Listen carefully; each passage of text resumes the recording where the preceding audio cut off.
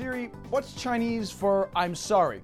First, Apple's CEO Tim Cook apologized for the issue with its mapping program. Now, he's saying sorry for confusion over its warranty policy in China.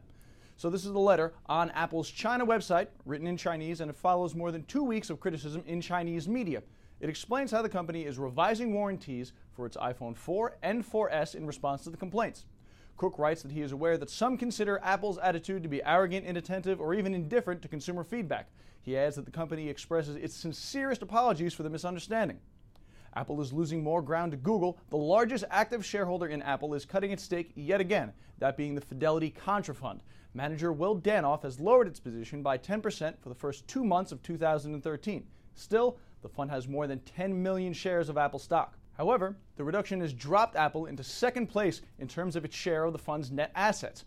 Apple is now just 5.2% of the fund, down from 9% less than a year ago.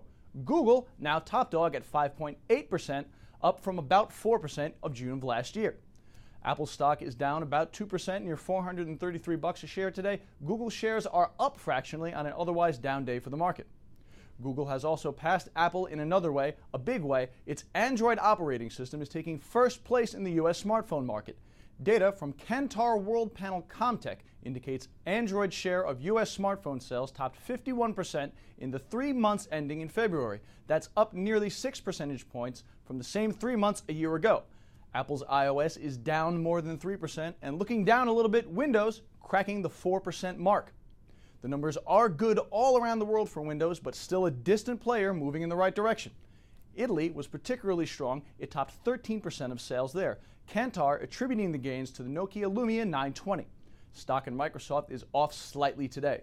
It's time to take a look at a couple of other movers. Soaring is Forrester Research. The technology research company plans to buy back $130 million of shares for between $32 and $36 apiece. The stock is up about 9% today. Sputtering is Micron Tech. The chip maker says creditors of Japan's Elpida have appealed a Japanese court's plan to let Micron acquire the bankrupt chip company. The stock is down 4%. That's it for Techquity this Monday. Remember, you can follow us on Twitter at RTRSTechquity. I'm John Marino. This is Reuters.